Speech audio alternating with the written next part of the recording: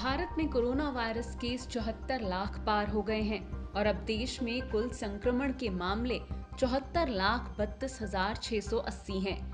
पिछले 24 घंटे में 62,212 नए मामले सामने आए हैं। लेकिन इस बीच राहत की बात ये है कि पिछले 1.5 महीने में ये पहली बार है कि एक्टिव केस की संख्या 8 लाख से कम 7,95,087 आई है।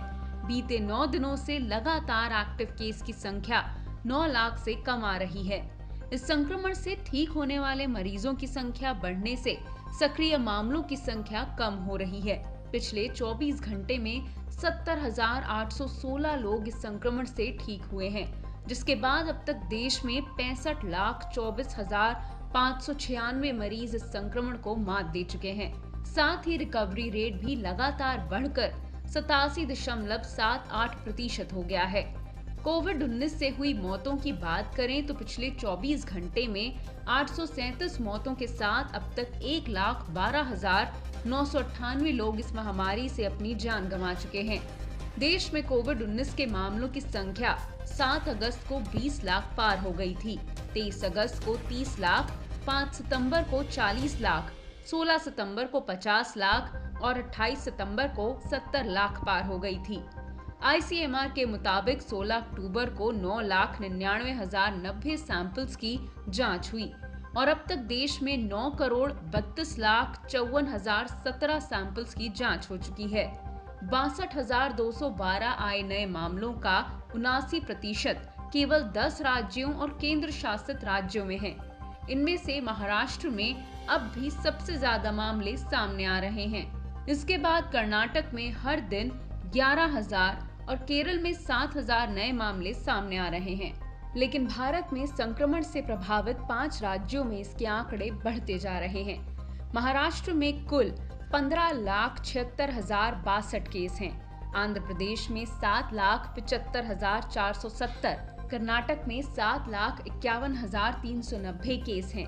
तमिलनाडु में 6,79,151 केस और उत्तर प्रदेश में 4,49,935 केस हैं। कोरोना वायरस के संक्रमण के बीच बिहार के स्वास्थ्य मंत्री मंगल पांडे ने जानकारी दी कि 1 लाख से अधिक कोरोना वायरस मरीजों वाले देश और राज्यों से बिहार का रिकवरी रेट सबसे ज्यादा 94.24% है। साथ ही उन्होंने अपने ट्वीट में ये भी कहा कि दुनिया में कोरोना वायरस को हराने में बिहारी सबसे आगे हैं। बिहार में पिछले 24 घंटे में 1,454 मरीज स्वस्थ हुए हैं। राज्य में कुल स्वस्थ मरीजों का आंकड़ा 1,90,256 पहुंचा है और कुल एक्टिव मरीज 10,649 हैं, जबकि 981 लोगों की मौत हो चुकी है। 1,062 नए मामलों के साथ अब राज्य में संक्रमितों का आंकड़ा 2,01,886 हो गया है। बिहार के बाद आंध्र प्रदेश में रिकवरी रेट 93.50% है और तमिलनाडु में 92%। इस बार कोरोना वायरस के संक्रमण के बीच त्योहार का सीजन शुरू हो रहा है। कोविड-19 महामारी के बीच सुरक्षा के इंतजामों और एहतियात के साथ गंगा सागर मेले की तैयारी चल रही है। इसके अलावा मेले के आयोजन से जुड़े अधिकारी गंगा के पवित्र जल को डाक के जरिए श्रद्धालुओं के पास भेजने और मेले से जुड़े अनुष्ठानों के टेलीविजन पर सीधे प्रसारित करने की तैयारी में भी जुटे हैं। महामारी के कारण करीब 7 महीनों से बंद रहने के बाद केरल का प्रसिद्ध सबरीमाला मंदिर शनिवार सुबह श्रद्धालुओं के लिए खोल दिया गया, लेकिन श्रद्धालुओं को बिना मास्क और कोविड-19 नेगेटिव रिपोर्ट के एंट्री की अनुमति नहीं होगी। कोरोना वायरस गाइडलाइंस का पालन करते हुए 5 दिन चलने वाली मासिक पूजा के लिए मंदिर को खोला गया है। आम लोगों को आज सुबह से मंदिर में जाने की अनुमति दे दी गई है।